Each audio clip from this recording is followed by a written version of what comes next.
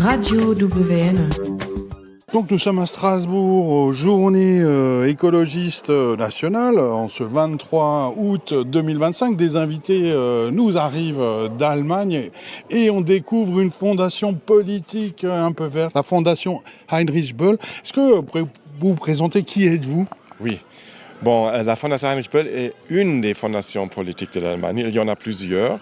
Et la raison d'être était après la Deuxième Guerre mondiale et après la Shoah, avec la fondation de l'Allemagne de l'Ouest, la République fédérale de l'Allemagne. À l'époque, les forces alliées, ils ont dit, OK, il faut créer une société civile démocratique, vivante, active.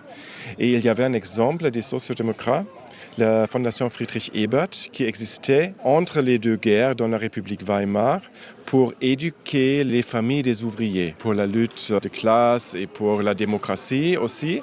Et après la Deuxième Guerre mondiale, on a créé plusieurs fondations des partis qui sont représentés dans le Bundestag. Si une partie est élue 3 fois dans le Bundestag, ils recevront le droit de fonder une fondation comme ça, qui est financée par l'État pour engager la société civile entre les partis et le monde politique et la société civile. On est indépendant des partis, on n'est pas une structure de la partie. Le financement vient de l'État, il faut approuver, on est efficace, on fait l'économie et on travaille en Allemagne. Et les fondations, depuis, j'imagine, 50 ans, 60 ans, travaillent aussi au niveau international pour engager la société civile de l'Allemagne avec les sociétés civiles dans les autres pays. C'est pourquoi, pour la Fondation Heinrich Böll, il y a 38 bureaux dans le monde. Moi, je travaille dans notre bureau à Paris et on travaille d'ici, de Paris, en France et en Italie. On s'engage dans le dialogue franco-allemand, italo-allemand.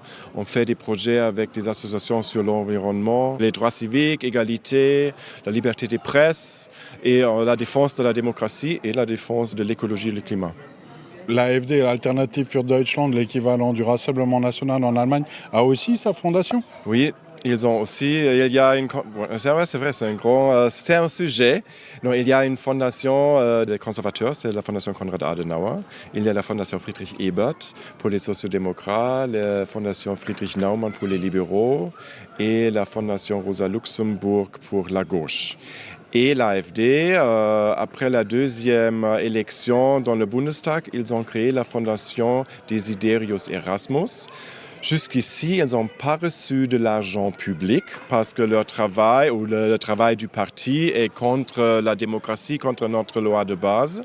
Ils sont allés devant le cour fédéral à Karlsruhe et là, ils ont gagné. Et le Bundestag a créé une nouvelle loi pour les fondations politiques pour intégrer des valeurs et des critères, qu'est-ce qu'il faut faire et qu'est-ce qu'il ne faut pas faire pour recevoir de l'argent. Et maintenant, cette loi est en existence, l'AfD a été réélue pour la 3e fois. Ça veut dire pour la loi, maintenant, c'est le moment où ils vont aussi recevoir de l'argent public. La question maintenant dans le Bundestag est-ce que c'est un budget spécial ? Parce qu'il y a un grand camembert du budget pour les fondations publiques. Est-ce qu'on crée un autre petit camembert ou est-ce qu'il faut créer un autre morceau du camembert pour cette fondation ? Faut-il donner du camembert aux nazis ? C'est une bonne question. Mais sinon, la fondation Heinrich Böll fait aussi de l'éducation politique, je crois. C'est quoi l'éducation politique en Allemagne alors qu'il me semble qu'en France, ça n'existe pas ? Non, probablement c'est plutôt l'éducation civique. Qu'est-ce qu'on fait ? On travaille avec les associations civiles sur l'environnement, sur les questions de la démocratie. Comme j'ai dit, c'est l'immigration, droit de genre, égalité, liberté des presses. On fait des publications. Il y a un stand. Vous êtes invités de visiter. Il y a des publications sur des sujets dans le monde des écologistes en Europe, comme les mobilités, la transition énergétique, sur alimentation et agriculture. Et c'est pas une... Bon, on offre quelque chose pour engager avec les citoyens et citoyennes dans les pays, on crée des échanges. Ce n'est pas une éducation formelle. Non, ça n'existe pas comme ça. En Allemagne, il y a aussi des formations qui sont offertes mais ici, c'est plutôt le dialogue, l'engagement entre les sociétés. Parce qu'avec notre responsabilité historique.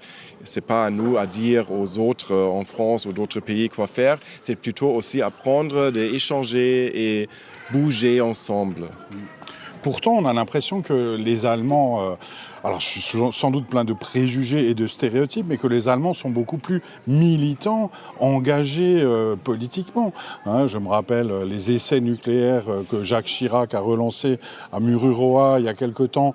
Tous les bars, les Kneipe de Freiburg ont boycotté les alcools français. L'écologie politique est née en Allemagne. On voit des manifestations anti-nazis, enfin tous les jours non, mais souvent, moi je parle de Freiburg qui est à côté de Mulhouse, alors qu'à Mulhouse ou à Colmar ou un peu à Strasbourg. Est-ce que les jeunes Allemands sont plus engagés, plus militants politiquement que les Français ? Bon, d'abord, je pense que les racines des mouvements écologistes étaient aussi nées en France. C'était un peu en même temps. Et j'ai l'impression, je suis en France et à Paris notamment depuis 3 ans, j'ai bien l'impression que la société civile est assez active et vivante aussi, avec les grèves, les manifestations s'il y a quelque chose à protester, comme la loi de retraite ou pour les droits des femmes et tout ça. Pour le climat, le mouvement était très grand, c'est vrai, on a mis les Fridays for Future il y a quelques ans.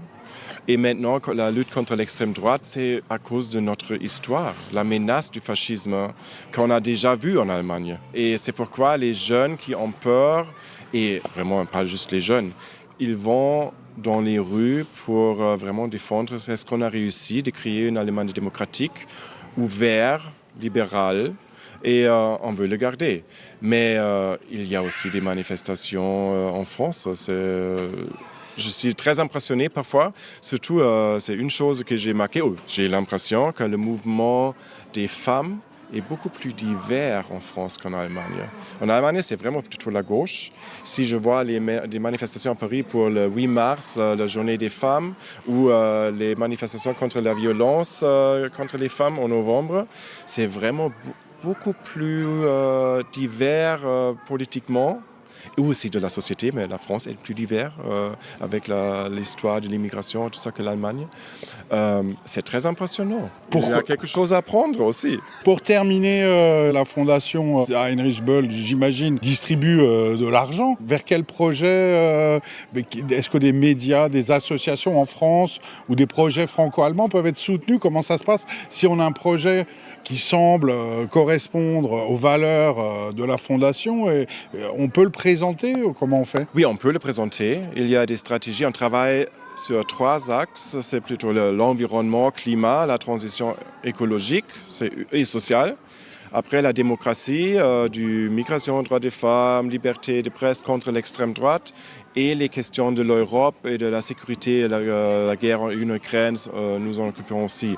Et nous travaillons souvent dans une manière de coopération. Ça veut dire souvent on développe les projets avec des associations civiles ensemble. La Fabrique écologique, par exemple. La Virage Énergie est une association dans le monde écologique avec laquelle on travaille. Dans les médias, on travaille avec une association qui s'appelle AJAR. Ce sont des journalistes antiracistes et racisés. Et un bon partenaire pour nous dans l'écologie. Et c'est là, entre la question démocratie, diversité et l'écologie, c'est Banlieue Climat.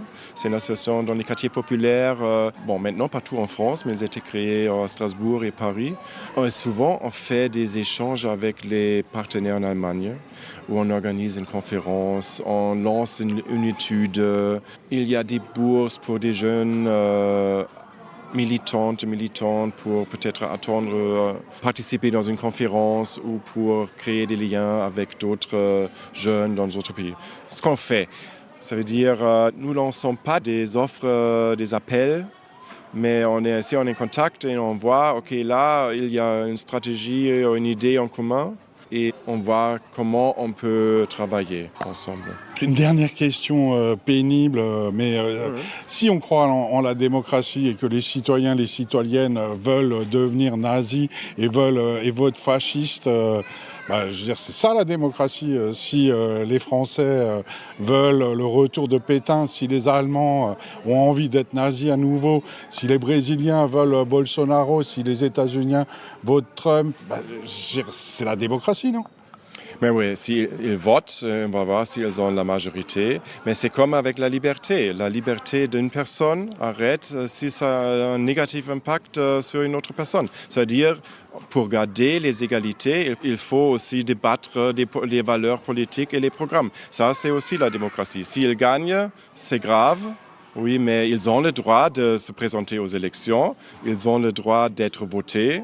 Oui, à ce niveau-là, ils font partie de la démocratie, mais qu'est-ce qu'ils veulent faire avec? Est-ce qu'ils veulent arrêter le système de la démocratie? On voit Trump, il a des problèmes il envisage d'arrêter avec les élections parce qu'il est là maintenant. Ouais. Ça veut dire qu'il y a aussi une attaque à la démocratie par ces forces de l'extrême droite. Et c'était l'histoire de l'Allemagne aussi. Officiellement, Adolf Hitler était élu. Mais il a directement, le jour après, il a détruit la démocratie. Ça veut dire qu'il faut être vraiment attentif et lutter pour les valeurs vraiment démocratiques. Merci beaucoup Marc Berthold, directeur du bureau de Paris de la Fondation Heinrich Böll. Avec plaisir. Radio WN.